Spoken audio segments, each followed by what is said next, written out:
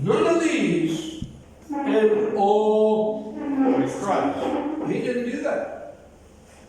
He added Christ to his other gods.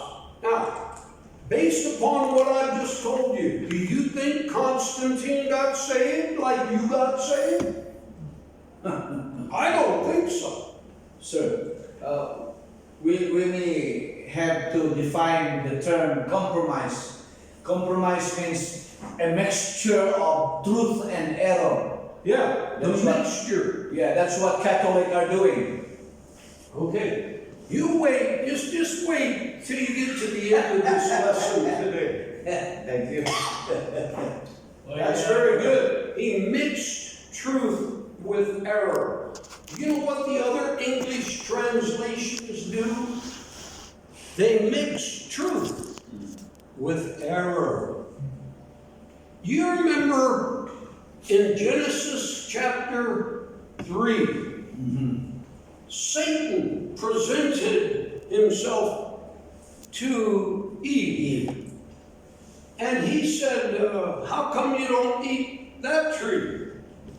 And she says, well, God said we're not allowed to.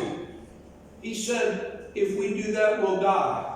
And Satan said this, thou shalt not die. That's a lie. But then he said, don't you know, and I'm paraphrasing, I don't want to go to the trouble, but he said, don't you know that that tree is good. It's good for the eyes, it's good for your nutrition. There's nothing wrong with that tree. But God didn't want you to eat it because you would be like the gods, knowing good and evil. Okay. Satan told Eve 4/5 truth and 1/5 lie, which made the whole thing a lie. When you mix truth with error, it makes the whole thing a lie. Do you get that?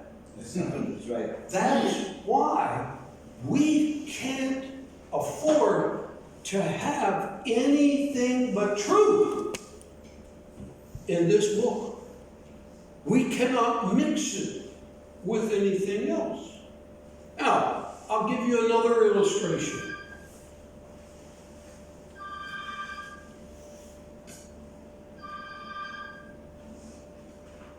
When you got married, and every one of you are married, I believe.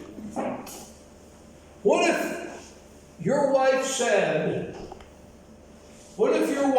on your wedding day said, I will be faithful to you 29 days out of the month. Every month, I will be faithful to you.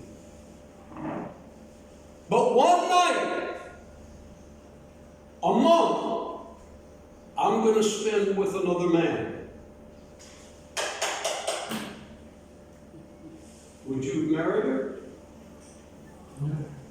Hey, she loves you so much, she's going to give you 29 days out of every month. But she says, one night, I'm going to spend with another man. Do you know what that is? That's corruption with truth. That's impurity with purity. Suppose I had a bottle of fresh water right here, and it's pure, and you break the seal on the cap, and it's pure, and you trust that it's pure. Well, what if I went outside with that brand new bottle of water, and I took this much dirt? You can't even tell it's in there. And you drop it in there and swish it up.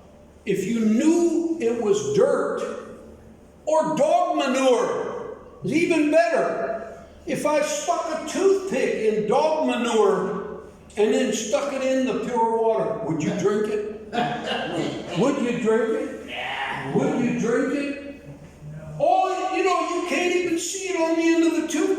but I stick the toothpick in dog manure and then swish it in the water. Would you drink it? I say, Lord. Nobody would drink it that knows. Look what the devil has done with the new Bibles.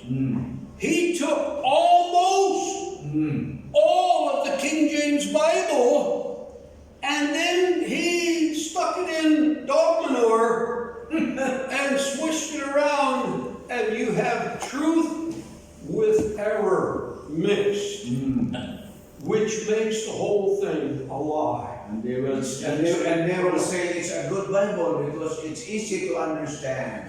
Oh, There is mixing. Sir, how about the New King James Version? I'm sorry. How about the New King James Version? The New King James all right, I'll give you an illustration. With the others, he stuck the toothpick in the dog manure. With the New King James, he just barely touched it. Then he put it in the bottle. Are you going to drink it? You better leave it alone. It's not as bad as if you stick the whole toothpick in, but there's still some crap in it. Excuse my French. All right, now, okay, where are we? Constantine, 310 AD. Christianity is no longer persecuted. It's accepted as one of the many religions. Okay? So that's an improvement. The Christians are no longer dying for their faith. They've been accepted. And they rank along with Ashtaroth, Diana. In fact, they changed the name from Diana to Mary. So please leave by me, Diana. Mary's a female goddess, like Diana, like Ashtaroth. But now they have their own Mary. Okay. Whether or not Constantine became a Christian, that's up to God. It doesn't look like he really converted.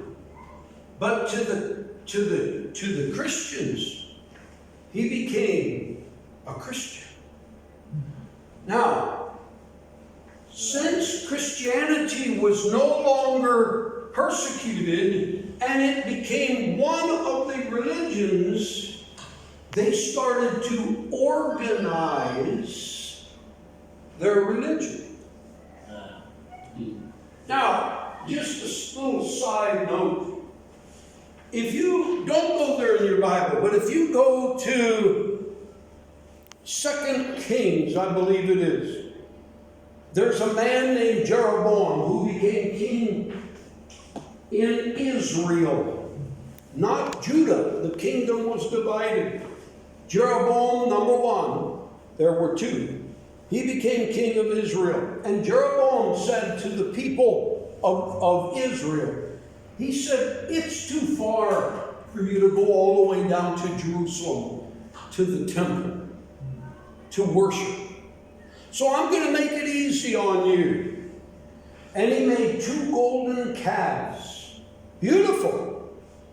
And he set them up and he said, Israel, these be thy gods that brought you out of Egypt. He lied. He said, you no longer have to go to Jerusalem to worship God. These are your gods. These will be your holidays. You know what he did? Jeroboam counterfeited. He made a cheap imitation of what God intended for the people of Israel to do. God told the people of Israel, when you sin, you bring a lamb of the first year, you bring it to the door of the temple, you need a priest kills the lamb, you put your faith and trust in that lamb, that innocent lamb that died for you, and I'll give you 1 year's grace. That's what the Old Testament says. Okay. Jeroboam lied, and he made his own religion. Okay, let's move up to 310. 310.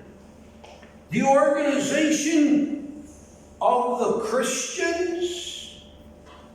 You know what they started? They started their own church.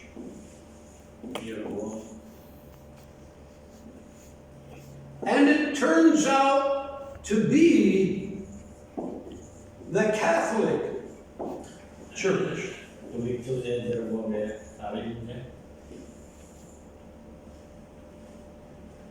The word Catholic means universal. That's all it means. There's nothing wrong with the word Catholic unless it has a capital letter at the beginning. Then it means the Catholic Church. They started their own religion. Now, in order to have a religion, you've got to have a man in charge. So they said, we will call our man in charge the Pope. And the first Catholic Pope was installed in 315 A.D. Go to the Catholic Church today.